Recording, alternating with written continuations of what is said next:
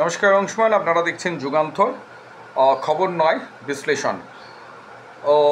বর্তমান যে বিষয়টা একদম জ্বলন্ত সমস্যা আমাদের, যে আমাদের বোনকে আমরা হারিয়েছি, এবং যে দাবি, মেন ফোকাস হচ্ছে যে এই যে নৃশংস অপরাধ যেটা সংগঠিত হয়েছে তার পিছনে কারা আছেন, তাদের কী মাথা, কী উদ্দেশ্য ছিল। এবং এটা যত দিন যাচ্ছে, যত ঘটনাসমূহগুলোকে যদি আমরা একটার পর একটা যখন জুড়ছি, অনেক কিছু তথ্য বেরিয়ে আসছে, কিন্তু সেটা পুলিশ কেন দেখছেন না, বা সিবিআইও কেন দেখছেন না। সিবিআইও এসে গেছে, প্রায় দুদিন হলো। তো সমস্ত বিষয়গুলোকে নিয়ে অ্যানালিটিক্যাল পাওয়ারকে ইউজ করে কোন দিকে ইঙ্গিত দিচ্ছে বিষয়টা, সেই বিষয়টাকে আসবো। তার আগে বলবো, যারা আমার হোয়াটসঅ্যাপ, যারা এখনও পর্যন্ত ইউটিউব যারা এখনও সাবস্ক্রাইব করেননি তারা সাবস্ক্রাইব করুন, যারা ফেসবুকে দেখছেন ফেসবুক পেজটাকে ফলো করুন। মেন জিনিসটা আমাদের যেটা, আমাদের সমাজ ব্যবস্থার একটা সিস্টেম যে কোন জায়গায় করাপশনের মধ্যে দিয়ে চলে যাচ্ছে, এবং তার শিকার হলেন একজন মেধাবী ছাত্রী। প্রথম বিষয়গুলো সবাই আমরা জানি, খবরের সমস্ত কিছু আমরা শুনছি। গতকাল রাত্রের যে ঘটনাটা, অনেকেই নানা ধরনের উক্তি করছেন, এই হয়েছে ওই হয়েছে। মেন জিনিস যেটা, এটাই অভিপ্রেত ছিল। তার কারণ হলো, এত মানুষ স্বতঃস্ফূর্তভাবে কালকে মাঠে নেমে গেছেন, ময়দানে নেমে গেছেন। যেটা ঘটনাটা যেটা ঘটেছিল, যেমন সাপের পায়ে লেজে যদি আপনার পা পড়ে, তো সাপ ভয়তে আপনাকে ছোবল দেবে। তো ঠিক সেই জিনিসটাই হয়েছে। এত মানুষ নেমে গেছেন, এবং এই আন্দোলন এমন একটা জায়গায় চলে যাচ্ছে আর কি, অনেকেই এটা ভয় পেতে শুরু করে দিয়েছে, এবং সেই ভয়েরই বহিঃপ্রকাশ হলো কালকে ঘটনাটাকে। যে কোনো এই ধরনের যদি আপনি বিশ্বে বিভিন্ন মুভমেন্টের হিস্ট্রি পড়েন, আপনারা দেখবেন অনেক আন্দোলনই এইভাবে হাইজ্যাক করার চেষ্টা করা হয়েছিল। আমি এই বিষয়টাকে কেন হাইলাইটেড বেশি করছি না জানেন? অ্যাকচুয়ালি এটা উদ্দেশ্য প্রণোদিতভাবে করা হয়েছে। এটা আপনারা সবাই জানেন যে অভিমুখটাকে বারবার করে তদন্তের গতিপথকে পরিবর্তন করে দেওয়ার চেষ্টা হচ্ছে। আমি আগেই বলেছিলাম, সুকৌশলেতে এটা করা হচ্ছে। প্রতিবাদটা আমাদের কোথায়? আমাদের প্রতিবাদ হচ্ছে, একটা ইনসিডেন্ট ঘটেছে। সবচেয়ে লজ্জার বিষয় যে ইনসিডেন্ট কি শুধু ভারতবর্ষের মধ্যে পশ্চিমবঙ্গের এটাই একমাত্র ইনসিডেন্ট না। এই ধরনের কেস অতীতেও ঘটেছে, অন্যান্য রাজ্যেই ঘটেছে।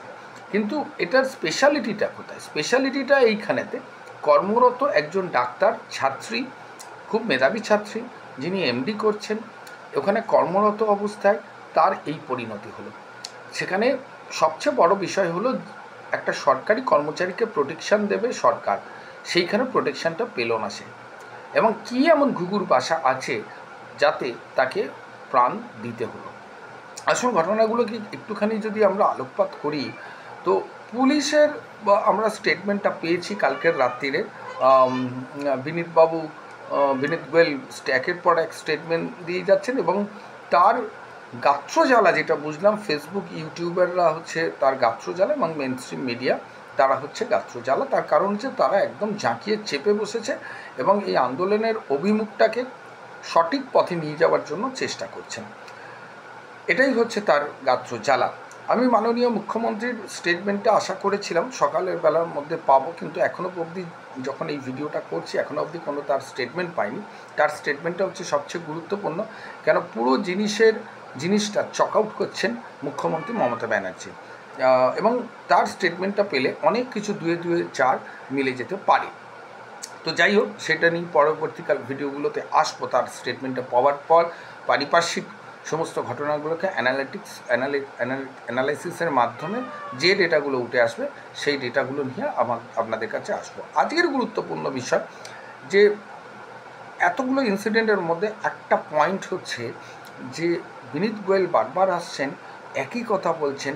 ফেসবুক এবং ইউটিউব এরা প্রভোকেটেড করছে, এরা বলছে আরও 3-4 জন আছে। এই প্রভোকেশনটা করছেন কেউ নেই, একজনই করেছিলেন তার, এবং তাকে ধরে ফেলা হয়েছে। তিনি এটাই মূলত বলার চেষ্টা করছেন। কিন্তু যেহেতু এটা সিবিআই তদন্ত হলো, তার রাগ এখানেই যে এই তদন্তটা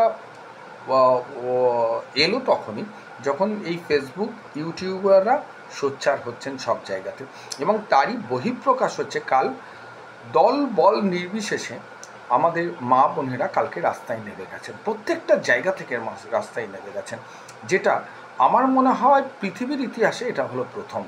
এই বিপ্লবটা কিন্তু প্রথম। এবং বিনীত গোয়েলের মুখের ভাষা, মুখের অঙ্গভঙ্গি, যেটাকে আমরা কমিউনিকেশনের আর একটা পার্ট বলি, আমরা যারা ম্যানেজমেন্ট পড়ছি, যে মানুষের মুখের ভাষা, মানুষের চাউনি, মানুষের অ্যাক্টিভিটিস, তাতে বিনীত গোয়েল প্রচণ্ড ভয় পেয়ে গেছেন। এবং তিনি যে একটা এই অপরাধকে ঠিকমতো তদন্ত না করে এই অপরাধকে অন্যদিকে বইয়ে নিয়ে যাওয়ার একটা চেষ্টা করছেন, সেটা মুখে স্পষ্ট হয়ে গেছেন। এবং তার বহিঃপ্রকাশটা কি, তার রাগটা কি? রাগটা হচ্ছে ফেসবুক, ইউটিউবার এবং মেইনস্ট্রিম মিডিয়া। তো যাই হোক, আমি মূল পয়েন্টে যেটা আসছি, কালকের যে অ্যাটাকটা, এটা এরকম হাইজ্যাক হবে, এটা অভিপ্রেতি ছিল যে এটা করা হবে, কিন্তু কি করা হলো?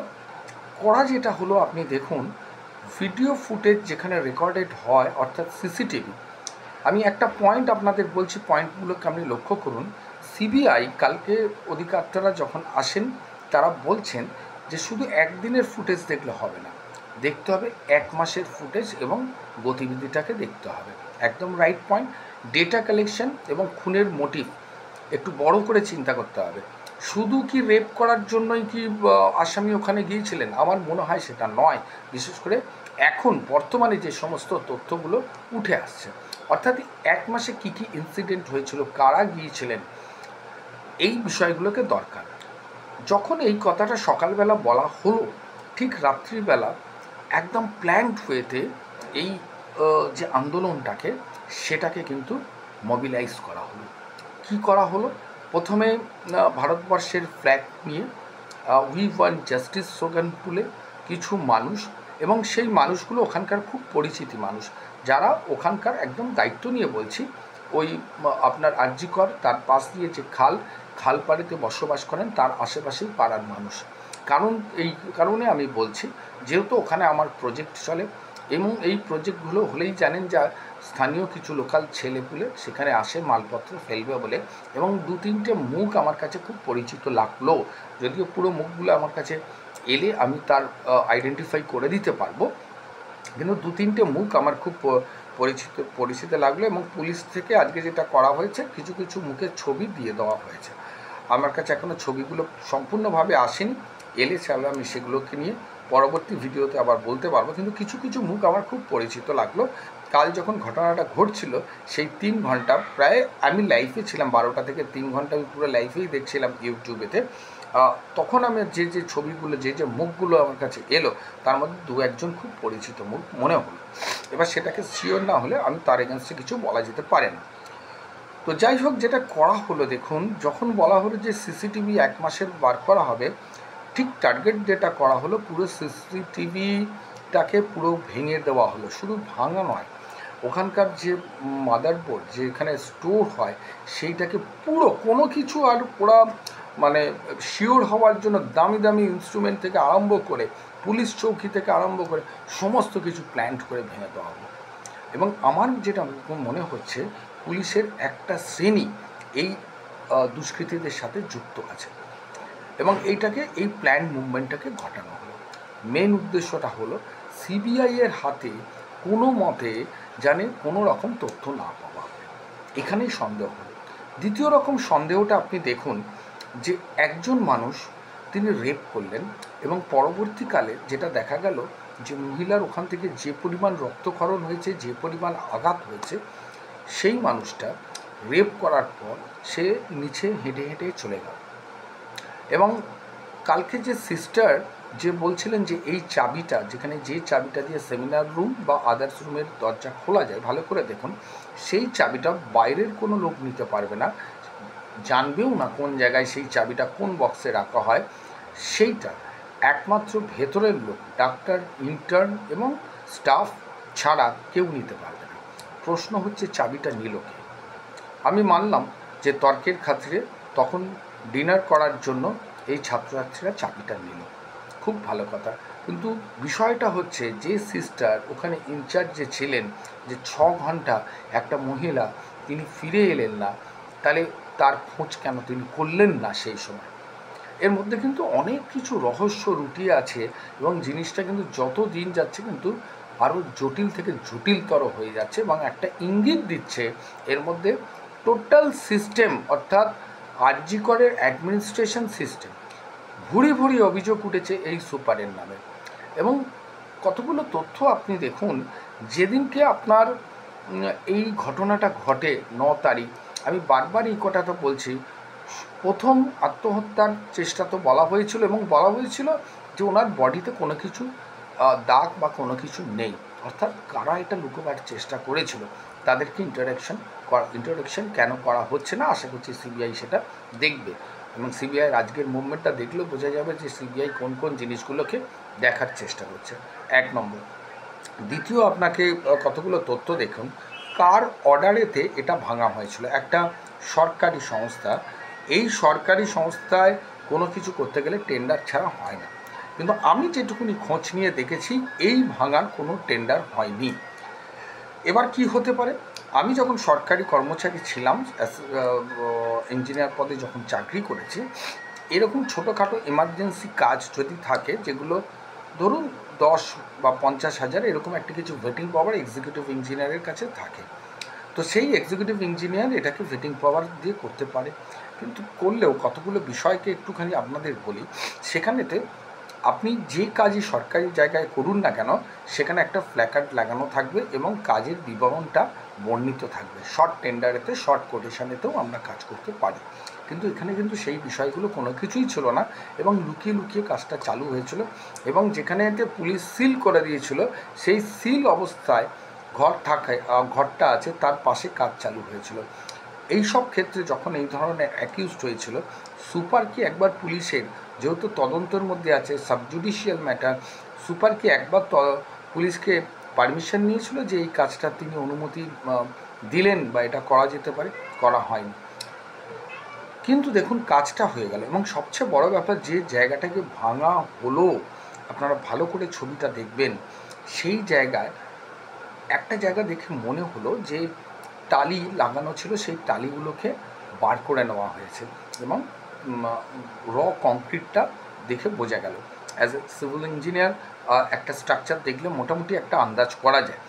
সেইখানে দেখে যেটা মনে হলো, ওই অঞ্চলটা বাথরুম বা ওয়াশিং রুম জাতীয় কিছু ছিল, সেখান থেকে টালিটাকে বার করে নেওয়া হয়েছে এবং এই টালিটাকে বার করে নেওয়ার দরুন যেটা হয়েছে, আমার যেটা সন্দেহ আমার যেটা সন্দেহ, যে খুনিরা অবশ্যই এখন ইন্ডিকেট হয়ে গেছে, একজন খুনি নয় একাধিক খুনি ছিলেন। খুনিরা এটাকে খুব প্ল্যান্ড করে ওনাকে মার্ডার করেছেন, ওনাকে ধর্ষণ করেছে, করার পর তারা ওই বাথরুমের ভেতরেতেই লুকিয়েছিল বা তারা নিজেদের পরিষ্কার করেছিল এবং সেইটাকে সরাবার জন্যই তৎকালীন এটাকে ভাঙার নির্দেশ দেওয়া হয়েছে। এই ভাঙাটা কিন্তু একটা অনেক ইন্ডিকেট দিচ্ছে, অনেক কিছু পয়েন্ট কিন্তু এখানে বলে দিচ্ছে এবং পুরো ঘটনা আমার যেটুকুনি মনে হচ্ছে, যেদিকে জল যাচ্ছে এখানে সুপার পুরো বিষয়টা জানে এবং ওইখানেতে ওই সুপারকে নিয়ন্ত্রিত একটা যে র্যাকেট চলছে, তার মধ্যে আমি বলতে বাধ্য হচ্ছি নির্মল মাঝিকেও কিন্তু 2.5 ঘন্টা তিনি ওখানে বসেছিলেন, কিছু একটা ব্যবস্থাপনা তিনি করছিলেন। নির্মল মাঝি, সুপার, এদেরকে কিন্তু ভালো করে যদি সিবিআই ডেকে পাঠান এবং তাদের সাথে ইন্টারাক্ট করেন, আমার মনে হয় যে অনেক তথ্য উঠে আসবে এবং আমাদের যে লক্ষ্যটা, মেন লক্ষ্যটা জাস্টিস, যারা এই ধরনের মর্মান্তিক খুন করেছে তাদেরকে কিন্তু আমাদের বার করতে হবে। ইউটিউবার বা ফেসবুক যারা করছেন তারা কিন্তু একদম মেন স্ট্রিম, যে কালকের ঘটনাটা যেটা হয়েছে এটা খুব একটা বড় ঘটনা না, মোটিভটা কী ছিল, এই মোটিভটা কিন্তু অনেকটা বুঝিয়ে দিচ্ছে এখানে একটা বিশাল বড় র্যাকেট আছে। হয়তো ওই বোনটি এমন কিছু তথ্য জেনে ফেলেছিলেন, তার ফলে তাকে মেরে দেওয়া ছাড়া আর কোনো উপায় ছিল না এবং এই নৃশংসভাবে তাকে হত্যা করা হয়েছিল। এই মোটিভটাকে বার করতে হবে এবং এই মোটিভটা কিন্তু একটা খুব বড় মোটিভ, এই মোটিভটাই হচ্ছে একটা বড় মোটিভ।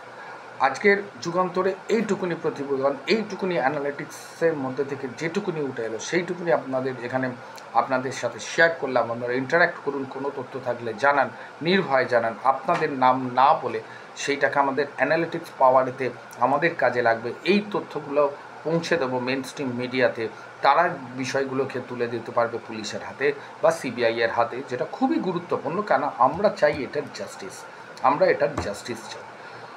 তো আজকে এইটুকুনি, অপেক্ষা করছি মুখ্যমন্ত্রীর পরবর্তী স্টেটমেন্টটা দেখলে আমি বুঝতে পারবো তিনি গতিপথ তদন্তের দিকে নিয়ে যাচ্ছেন না তদন্ত থেকে বার করার চেষ্টা করছেন। তার স্টেটমেন্টটা একটা উল্লেখযোগ্য স্টেটমেন্ট আমরা পেতে পারি, কেন যতদূর স্টেটমেন্টটা দেখলে বোঝা যেতে পারেন যে তিনি কি চাইছেন। সিস্টেম যে পলিউটেড হয়ে গেছে সেটা নো ডাউট। তো আমরা যে ফোকাসেতে চলছে যে তদন্তটা যেন শেষ করা যায়, অনেক কিছু এভিডেন্সকে নষ্ট করে দেওয়া আছে। সবচেয়ে বড় এভিডেন্স হচ্ছে বডিকে পুড়িয়ে দেওয়া হয়েছে, মাত্র 2 ঘন্টার মধ্যে একটা পোস্টমর্টম করা হয়েছে রাতের অন্ধকারেতে, মানে রাতের বেলা, যেটা রাতের বেলা পোস্টমর্টম করা যায় না, কী করে এই পোস্টমর্টমটা অ্যালাউ করা হলো? যার যতই ভিডিওগ্রাফি থাকুক না কেন, পোস্টমর্টমের কালকে এই ঘটনাচক্রে এখন তো গুগলসে আপনি এভরিথিং ইউ ক্যান গেট। তো কালকেই পোস্টমর্টম সম্বন্ধে অনেক কিছু পড়ছিলাম, তাতে দেখছিলাম অনেক কিছু, ওই একটা বডি থাকলে সেখান থেকে অনেক কিছু বার করে দেওয়া যায়, তার টেকনোলজি কিন্তু এখন আছে, এবং তার সামান্য মানে পয়েন্ট সেখান থেকে বেরিয়ে আসবে। আমি আসবো সেই সমস্ত বিষয়গুলো নিয়ে, দেখা যাক এবার তদন্তের অভিমুখটা কোন দিকে যায়। ধন্যবাদ, দেখতে থাকুন, সাবস্ক্রাইব করুন, শেয়ার করুন।